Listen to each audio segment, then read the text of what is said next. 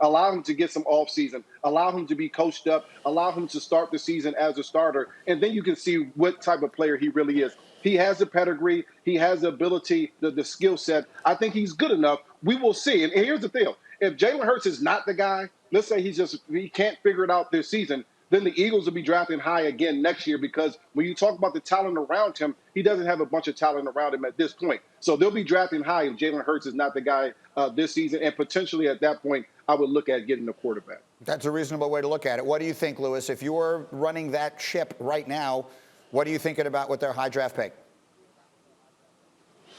Well, look, all right, let me just put myself in the minds of the people who are making decisions there in Philadelphia. They don't look at things as a rebuild. They always look at it as being maybe a couple moves away, a couple smart strategic moves away from being in contention again. So with that being said, are you really hitching your wagon to someone who has thrown less than 150 passes, who was a second-round pick, who really you drafted as a long-term project, not as a year-two franchise quarterback, and you have nobody else on the roster to challenge him or to really even be a quality backup at this point? So there's no question that in the first round you have to look at drafting a quarterback, especially if the value presents itself and someone who you grade very highly possibly falls to you. There's no question you have to look at it. I know that there are other positions that they need. I know that there were other positions that they could have used that second-round pick on a year ago. But the fact of the matter is they misplayed the quarterback position overall in a major way, and that's why they're in this position again where they're having the discussion when we're talking about, do you draft a quarterback at 6?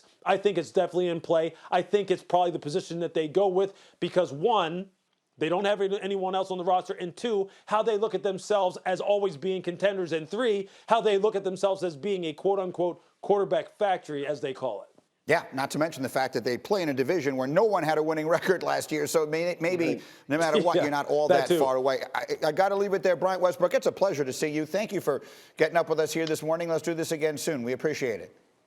All right, guys. Thanks. Westbrook. Thank you. Thank you very much. And I want to show you who some of these rookie quarterbacks are. This is the group that we are talking about here, because there are 5 quarterbacks who are expected to go in the first half of round 1.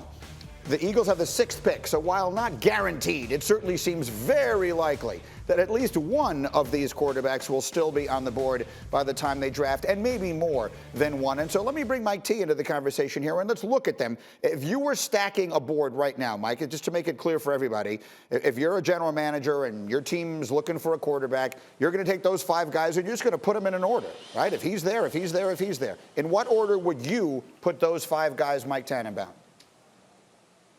So starting number 1, Trevor Lawrence, quarterback, Clemson.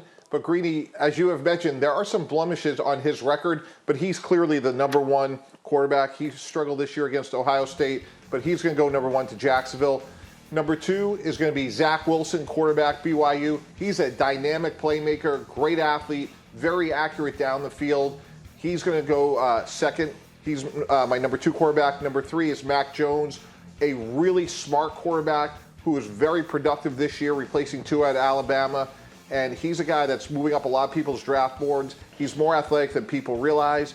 Number 4 is Justin Fields from Ohio State. Had a really good year at Ohio State, even though he struggled a couple times against Northwestern and obviously in the championship game. He's going to pay a little bit of a Ryan Day tax, Greeny, because some of the game plays, the receivers are so wide open, like against Clemson. So there's such a good play caller in Ryan Day that I've heard a couple teams kind of concerned about what's going to be like when there's close, smaller windows at the next level. And then 5 is Trey Lance from North Dakota. Only played 1 game this year. Great athlete, good arm, but not a big body of work. So those are my top 5. So those are the 5. You have them in, and there's some dispute amongst different evaluators about the bottom 3. It certainly seems like the bottom, to call them the bottom 3. They're all going to be picked in the high in the first round. But, Lewis, so give me a sense of that. And just to sort of put it in the Eagles' framework here. If we were to assume that Lawrence and Wilson are clearly going to be off the board by the time we get to 6, are you taking one of those 3 guys, if you're Philadelphia, and saying, I'm going to put Justin Fields, as I'm just making one of them up here, and Jalen Hurts, and let them battle that out, and that's my quarterback situation?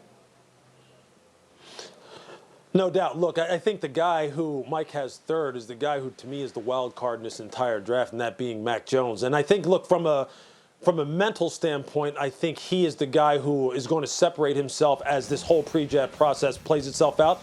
And I think he's going to surprise some people with the way he tests and his athleticism, because people right now are like considering him to be like this iron deer in the middle of your front yard who can't move in the pocket at all and can't throw on the run. And I think he's going to surprise some people. I think he's a guy who right there has to be in play, both for Philadelphia and for the Carolina Panthers in particular. I think Carolina is the perfect fit for him in Matt Rule and Joe Brady's type, in that type of offense. I think it's absolutely perfect.